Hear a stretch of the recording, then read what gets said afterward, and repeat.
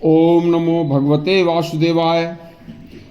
महात्मा विदुर ने कहा कि जब सोता है, काल उस समय भी जागता रहता है।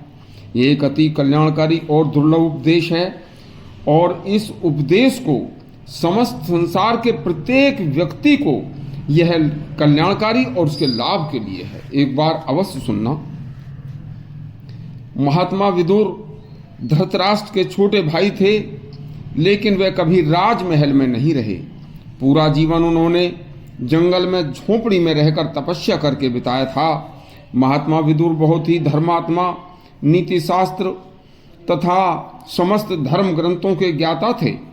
जिस समय हस्तिनापुर की राज्यसभा में धृतराष्ट्र के सिंहासन पर होते हुए तथा पितामह भीष्म, गुरु द्रोणाचार्य, कृपाचार्य जैसे महात्माओं के सामने पुत्र वधू द्रौपदी को भरी सभा में नंगा किया तथा जुए में दुष्ट शकुनी, दुर्योधन, दुशासन आदि ने पाप कपट से पांडवों को हराया, उस समय विदुर जी की किसी ने एक नहीं सुनी थी। तब विदुर जी सर्वनाश को निकट देखकर वन को चले गए थे और पूरा महाभारत समाप्त होने के बाद तक हस्तिनापुर नहीं लौटे थे। महासंग्राम में सर्वनाश के बाद विदुर जी ने अकेले रह गए। अपने बड़े भाई धृतराष्ट्र के पास आकर उन्हें सांत्वना देने की सोची। उनकी भूल का एहसास कराने के लिए उन्होंने आने के लिए सोचा था। सो सुनिए, यह एक अति शिक्षाप्रद तथा कल्याणकारी उपदेश है। विदुर ने पृथ्वी पर पड़े शोक संतप्त धृतराष्ट्र को उठाकर कहा, हे भ्राता धृतराष्ट्र, संसार केले के वृक्ष के समान सारहीन है। जीव अपने पूर्व जन्म के कर्मों के अनुसार जन्म लेता तथा मरता रहता है। आप किसी का शोक कर रहे हैं, इस शोक के कारण भी तो आप ही हैं। आपने अपने मूर्ख व घमंडी पुत्र दुर्योधन को पुत्र मोह में बुरे से बुरे, अनिष्ट से अनिष्ट कार्य करने पर भी नहीं रोका। जिस समय हस्तिनापुर की राज्यसभा में आपके राजा रहते हुए सभी बड़े बड़े बुजुर्गों तथा गुरुओं के समक्ष पुत्र वधू द्रौपदी को नंगा किया जा रहा था, उस समय आपने अपने राजधर्म का नहीं निभाया। आपको उसी समय अपने पुत्रों दुर्योधन आदि को दंड देना चाहिए था तथा लेकिन राज्य वैभव, धन बल के लोभ व पुत्र मोह में फंसकर आपने राजा होने का भी धर्म नहीं निभाया।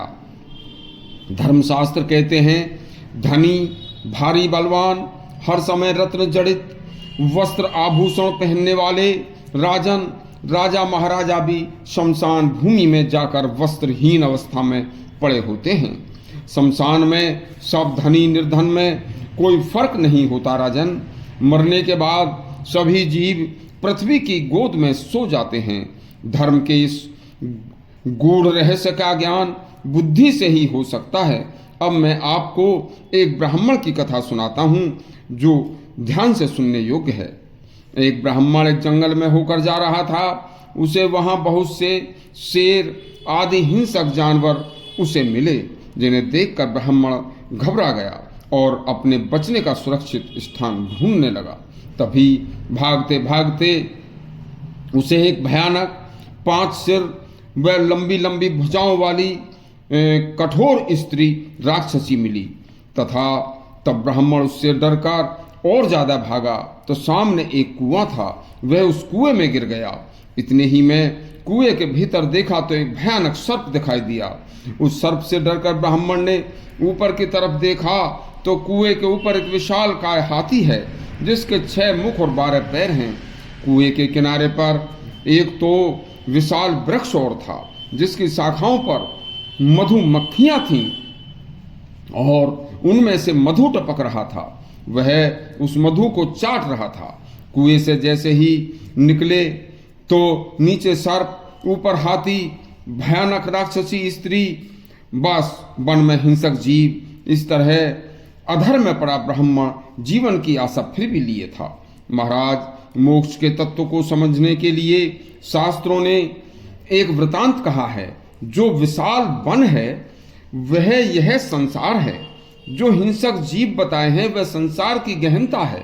जो हिंसक जीव और व्याधि हैं वे दुख हैं। जो स्त्री भयानक राक्षसी दिखाई है वह वृद्धावस्था है।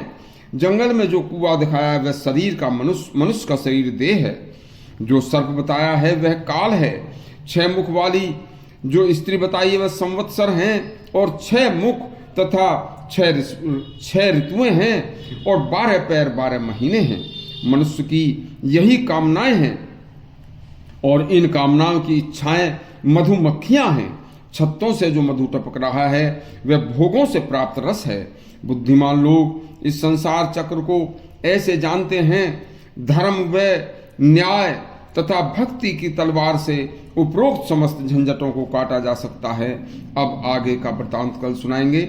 यदि आपको यह हमारा प्रसंग अच्छा लगा हो तो हमारे चैनल को सब्सक्राइब करें और घंटी अवश्य दबाएं। धन्यवाद।